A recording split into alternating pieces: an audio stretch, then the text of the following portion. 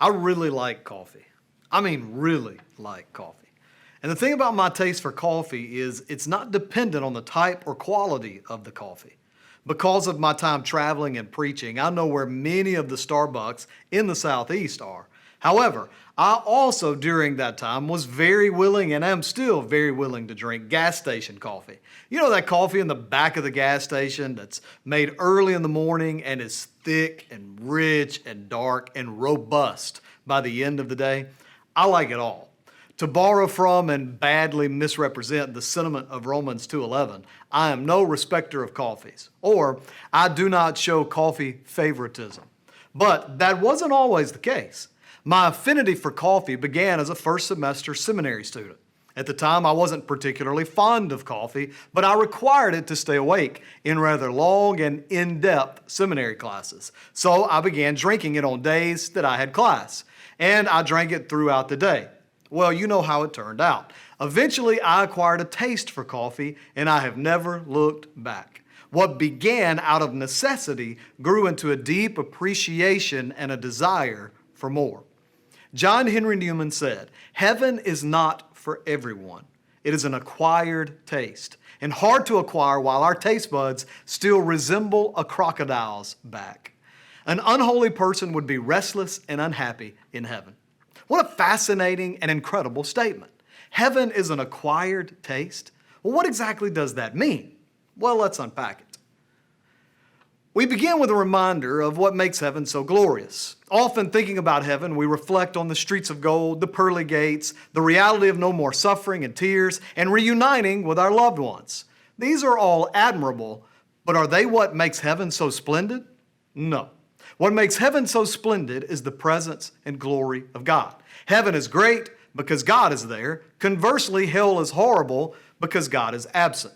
So put succinctly and directly, if all we are looking for is the stuff of heaven and not the sovereign and Savior of heaven, well, we are really missing the point of heaven. A person with spiritual depth and maturity is one who has grown in appropriate spiritual longings. This person longs for the presence of God. They say with David in Psalm 27, "One thing I ask of the Lord, this is what I seek, that I may dwell in the house of the Lord all the days of my life, to gaze upon the beauty of the Lord and to seek Him in His temple." The spiritually mature person longs for more than the things of the world and for more than the things of heaven. They long for the God of heaven.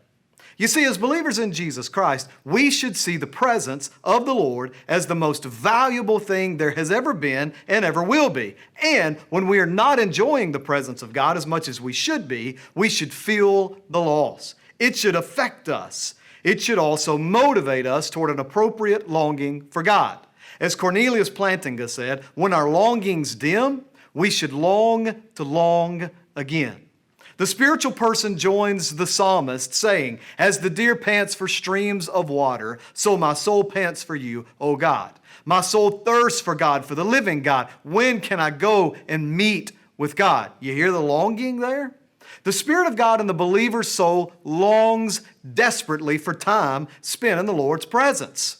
Sadly, we are in an age of distraction. This affects us more than we know. Do we really recognize the time lost to the mindless indulging of social media, the mental numbness brought through television, Netflix, or whatever streaming services we are watching? Are we even aware of the amount of time we spend amusing ourselves to death, to borrow from Neil Postman? Sure, we can grasp the amount of minutes and hours of productivity that are lost to these outlets, but do we really grasp the effects on our souls?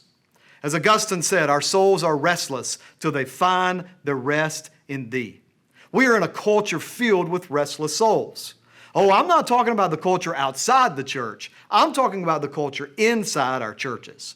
Regretfully, there is not a great deal of difference among the people of God. We have restless souls, and we seek to fill the restlessness, oddly enough, with more of the same stuff that is actually the cause of the restlessness. Might I offer a different path? Spend time with God. Long for God. We need God. He is necessary for spiritual vitality and spiritual wholeness. He is necessary to make it through our days. And the more time we spend in God's presence, the more we want to spend in God's presence. That inevitably leads us to long more for heaven, where we will be with God in undivided attention and unadulterated communion. Like my relationship with coffee, as we pursue God, what we find is that which begins out of necessity grows into a deep appreciation and a desire for more. So again, I say, spend time with God. Long for God. And if and when your longings have dimmed, long to long again. This has been your spiritual gut punch for the week.